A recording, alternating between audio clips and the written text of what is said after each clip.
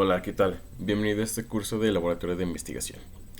Como verás en la pantalla que se proyecta, veremos un nuevo tema que es ingeniándoselas en el camino de la investigación. Es decir, recuerda que ya a partir de la séptima y posteriores provisiones o presentaciones, es un recordatorio de lo que todo estuvimos viendo, o de todo lo que estuvimos viendo, perdón, más claramente, para que tú, parte por parte, vayas realizando tu investigación, recuerdes los métodos, recuerdes el enfoque, recuerdes las técnicas de investigación que tú puedes utilizar y sobre todo las maneras en cómo las puedes llevar a cabo.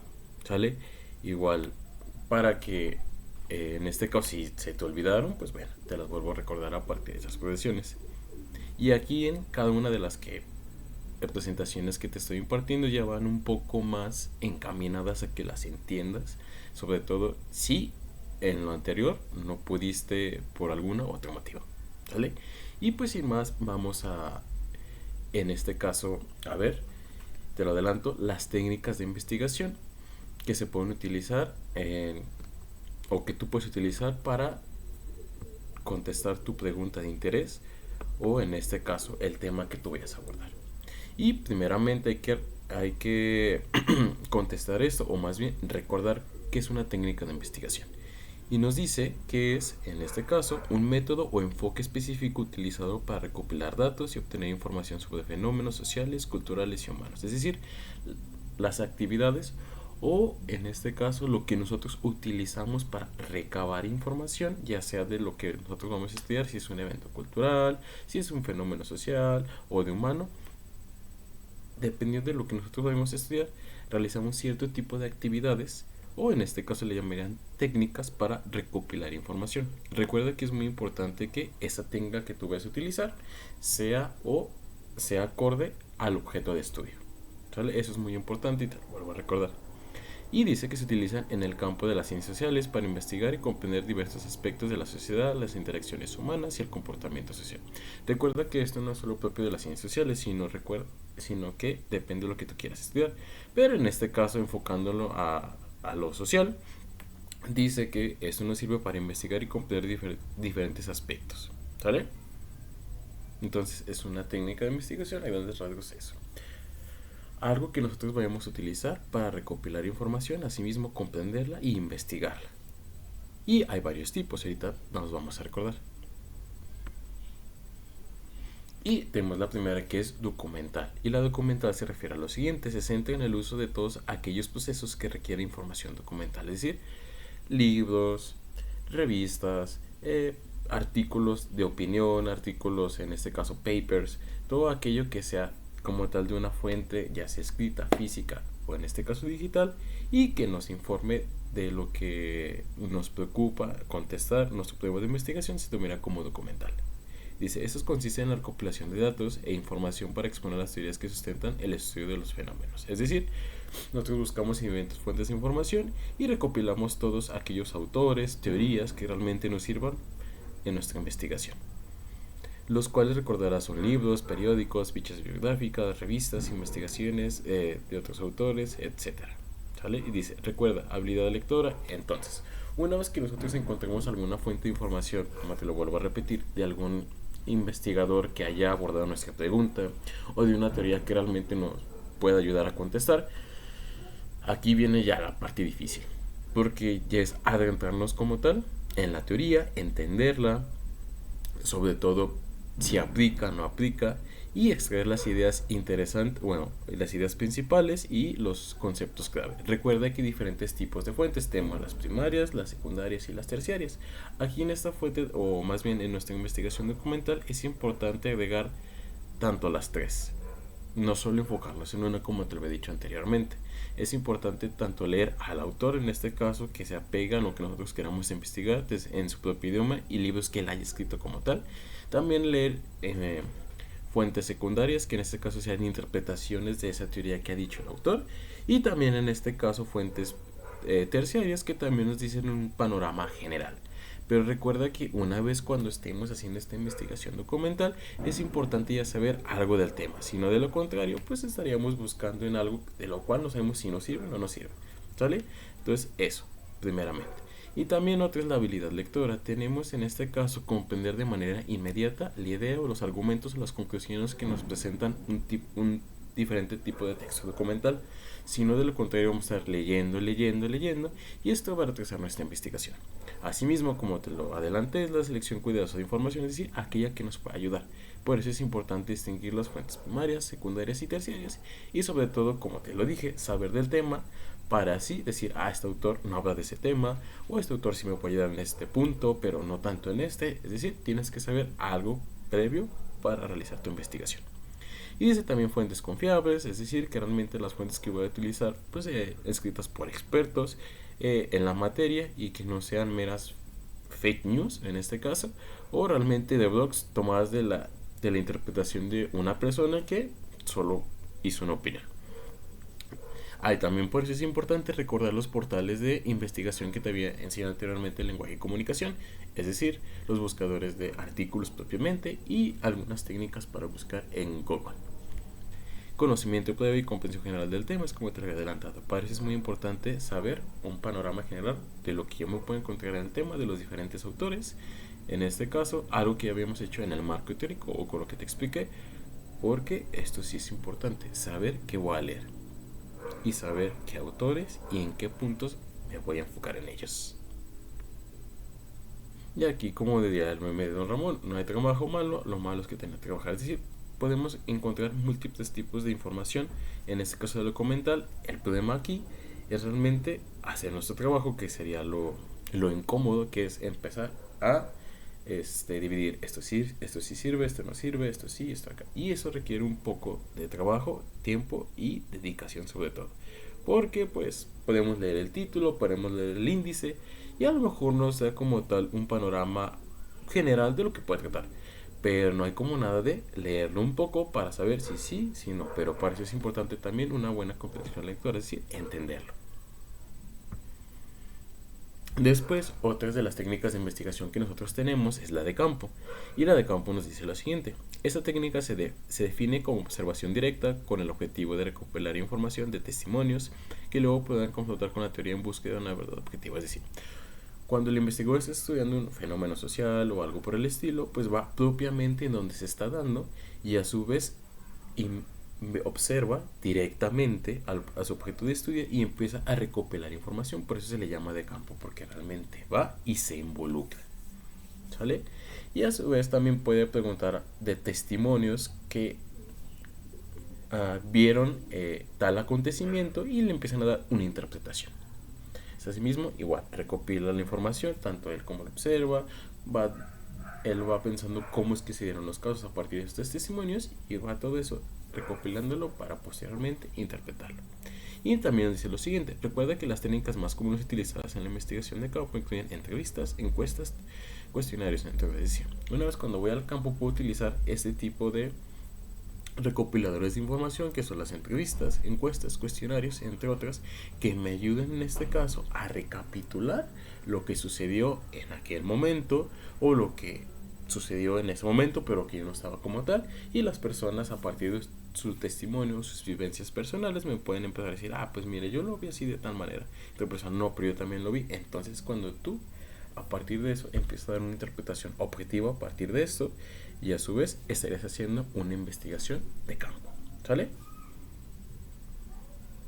Posteriormente también tenemos los cuestionarios, y los cuestionarios dicen lo siguiente: es uno de los instrumentos más recurrentes en la recolección de datos mediante el cual se obtiene la información.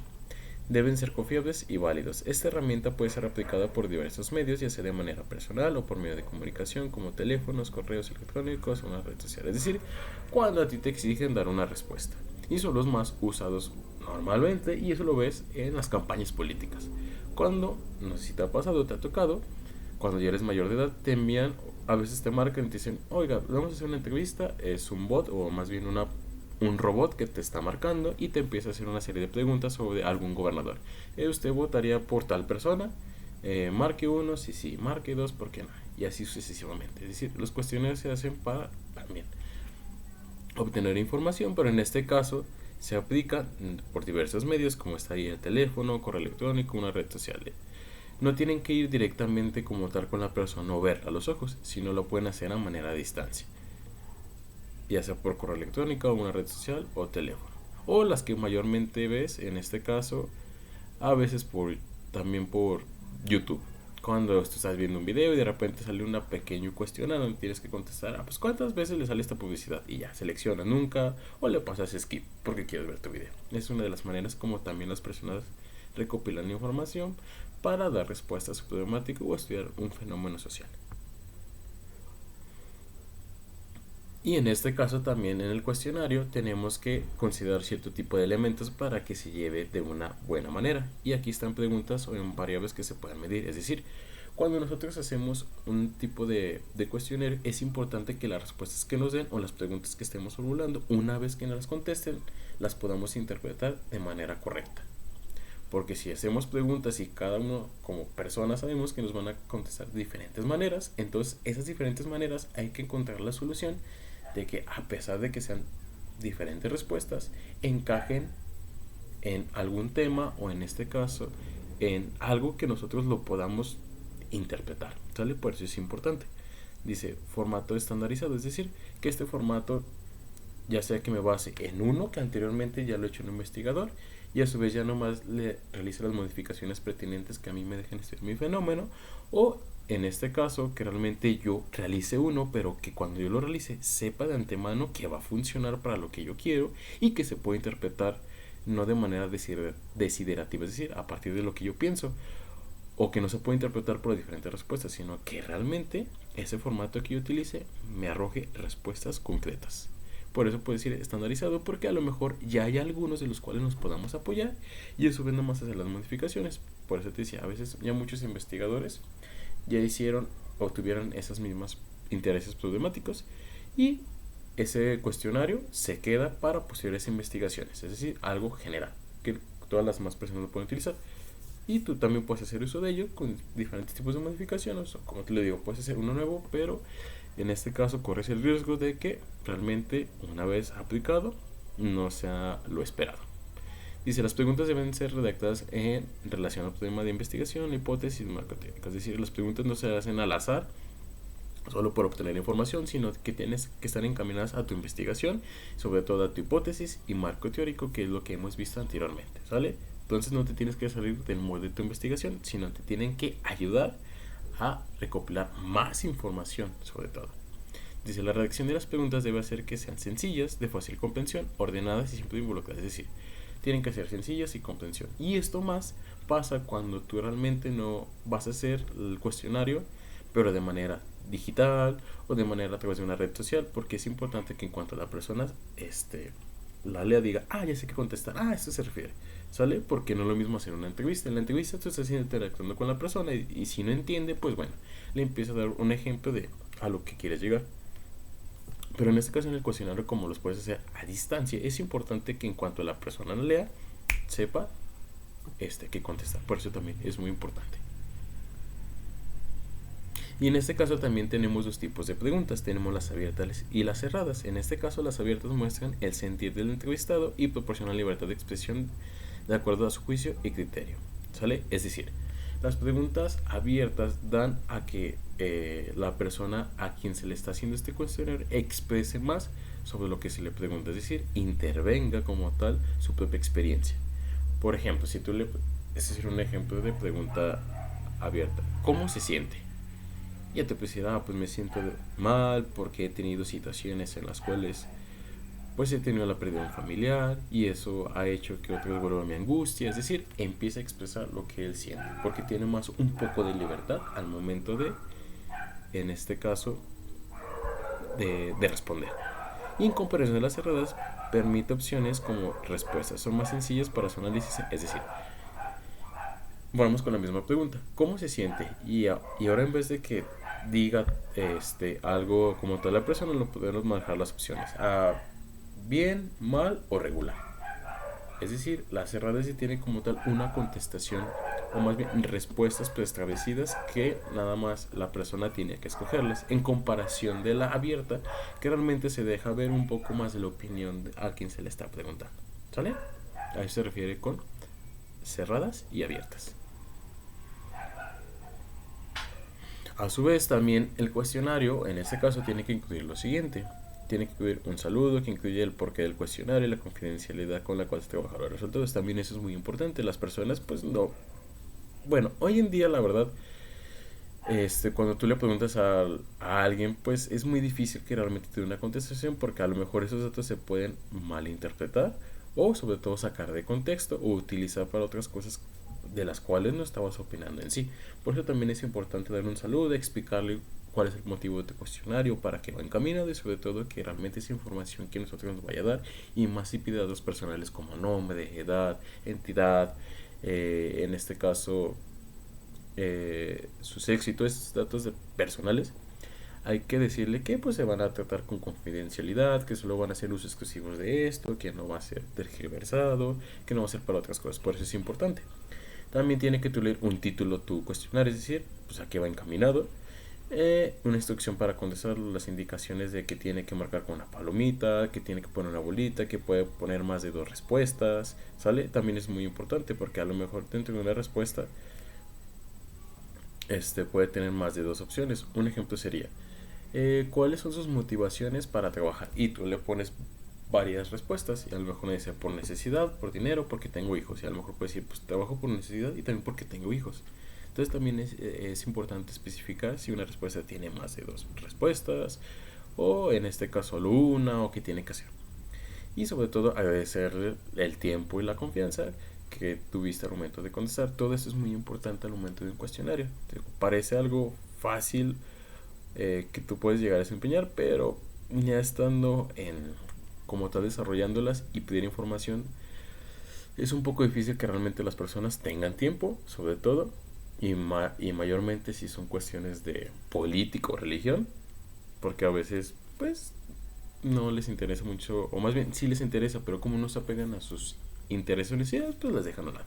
Entonces sí es muy importante que tú llegues con una cierta estructura de tu cuestionario para que ellos sepan de antemano qué es lo que quieres preguntar, en qué se va a relacionar y que realmente sus datos que de ellos vayan a proporcionar sean, en este caso, tratados con confidencia. Y después tenemos, en este caso, entrevistas a considerar. En este caso, podemos, en una entrevista, también es una técnica de información, podemos contener en este caso 2 tipos de entrevista. ¿Sale? Y aquí tenemos la estructurada y la no estructurada. La primera debe estar preparada por un guión relación a un estudio previo de las personas que van a estudiar. Es decir, cuando yo voy a hacer una entrevista, tengo de antemano saber qué preguntas voy a hacer, pero ¿en qué me voy a basar?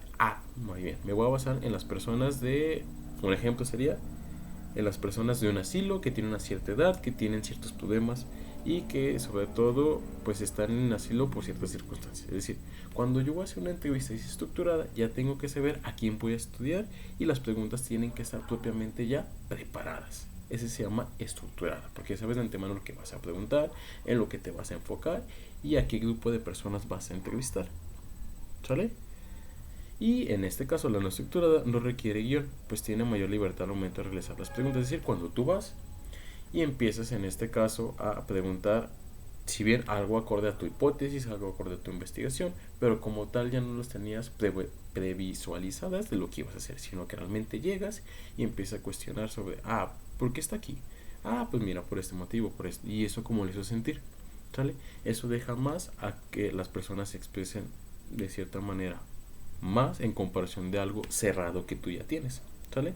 Es algo preestablecido que sabes de antemano que te va a arrojar cierto tipo de respuestas y la no estructurada pues en este caso sí te da respuestas pero no como tú las habías previsualizado o en este caso como tú ya las habías dicho, me va a dar esta respuesta, sino en este caso da más información para tú posteriormente interpretarla. Y a su vez también una entrevista tiene diferentes tipos de elementos como debe preparar simplemente, es decir, respuestas también muy simples y que realmente se pueden contestar de manera no simple, pero sí que realmente mucho material.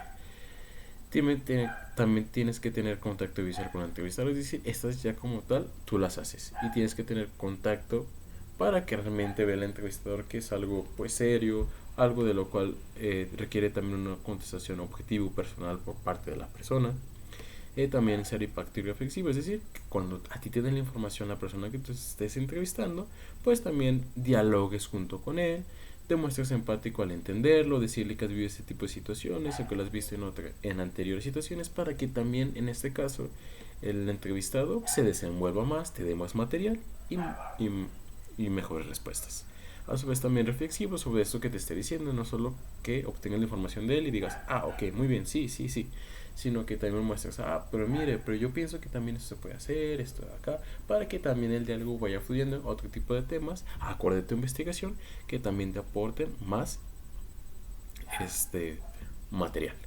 Dice mostrarse natural, seguro y generar un clima confiable. También es importante al momento de tu generar una entrevista, pues que esta fluya con normalidad, que el entrevistado no se sienta forzado a decir cierto tipo de respuestas, sino que él muestre, lo que realmente él siente y piensa.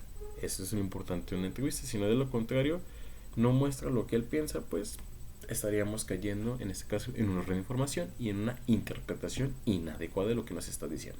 Por eso es importante llegar con un clima donde se sienta seguro, que me dé su respuesta y que refleje lo que él piensa.